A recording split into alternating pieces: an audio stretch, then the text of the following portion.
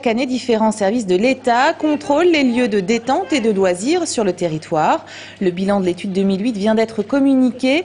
Les campings, centres de loisirs, plantes baignades et commerces d'alimentation en Touraine ont été passés à la loupe. Plus de 300 contrôles réalisés en moins de 4 mois et la liste n'est pas exhaustive. En dehors de quelques procès-verbaux et quelques fermetures administratives, les résultats sont assez bons, comme l'a expliqué Gérard Doucet, directeur de la Direction départementale de la concurrence, de la consommation et de la répression des fraudes, au micro de Gaël Poulain.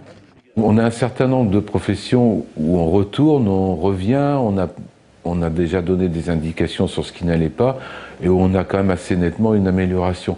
Donc mon impression, c'est quand même plutôt cette année, à part quelques cas, de trouver surtout des négligences, des choses qui sont un peu à peu près, mais plutôt que des infractions graves, quoi.